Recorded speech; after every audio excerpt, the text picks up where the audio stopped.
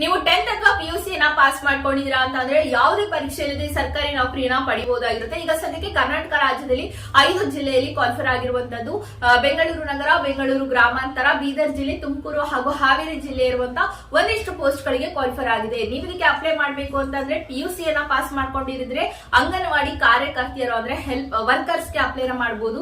And 10th pass ಆಗಿದೆ ಅನ್ನುವಂತವ್ರು anganwadi helper ಗೆ ಸಹಾಯಕಿಯರಿಗೆ ಅಪ್ಲೈನ ಮಾಡಬಹುದಾಗಿರುತ್ತೆ. ಇದಕ್ಕೆ 19 ವರ್ಷ ತುಂಬಿರಬೇಕು. 35 ವರ್ಷದ ಒಳಗಿರುವಂತಹ ಮಹಿಳೆಯರು ಮಾತ್ರ ಇದಕ್ಕೆ ಎಲಿಜಿಬಲ್ ಆಗಿರ್ತಾರೆ. ವಿಚ್ಛೇದಿತರು ಅಥವಾ ವಿಧವೆಯರು, ಅಂಗವಿಕಲರು ಇದಕ್ಕೆ ಅಪ್ಲಿಕೇಬಲ್ ಆಗಿರುವಂತದ್ದು. ಅಂಡ್ ಮೀಸಲಾತಿ ಕೂಡ ಇರುತ್ತೆ. ಅಂಗವಿಕಲರಿಗೆ ಇಂತಿಷ್ಟು % ಅಂತ ರಿಸರ್ವೇಶನ್ ಅನ್ನು ಕೂಡ ಇಟ್ಟಿರ್ತಾರೆ.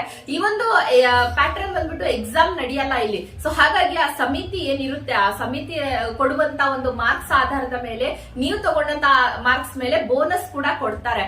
ಯಾಕಂದ್ರೆ ಸೇಮ್ ಮಾರ್ಕ್ಸ್ ಅನ್ನ ತಗೊಂಡಾಗ ಬೋನಸ್ ಕೂಡ ಕೊಡ್ತಾರೆ. ಆತ್ಮಹತ್ಯೆ ಮಾಡ್ಕೊಂಡಂತ ರೈತ ಮಕ್ಕಳಿದ್ರೆ, ಸೊ ಇತರೆ ವಿಧವೆಯರಿದ್ರೆ, ಸೊ ಹಾಗಾಗಿ ಬೋನಸ್ ಮಾರ್ಕ್ಸ್ ಕೂಡ ಸಿಗುತ್ತೆ. ಇದಕ್ಕೆ ಅಪ್ಲೈ ಮಾಡ್ಲಿಕ್ಕೆ ಫೆಬ್ರವರಿ 5ನೇ ತಾರೀಕೆ ಲಾಸ್ಟ್ ಡೇಟ್ ಆಗಿರುತ್ತೆ. ಆನ್ಲೈನ್ ಮುಖಾಂತರ ಅಪ್ಲೈ ಮಾಡಿ. ಲಿಂಕ್ ನನ್ನ ಕಮೆಂಟ್ ಬಾಕ್ಸ್ ಅಲ್ಲಿ ನೀವು ನೋಡ್ತಾರೆ, ವಿಡಿಯೋ ಕೆಳಗಿದೆ. ಒಂದ್ಸರಿ PDF ಕೂಡ ಕಂಪ್ಲೀಟ್ ಆಗಿ ಓದ್ಕೊಳ್ಳಿ, ಇನ್ನ ಕಂಪ್ಲೀಟ್ ಆಗಿ ನಿಮ್ಗೆ ತಿಳಿಯುತ್ತೆ.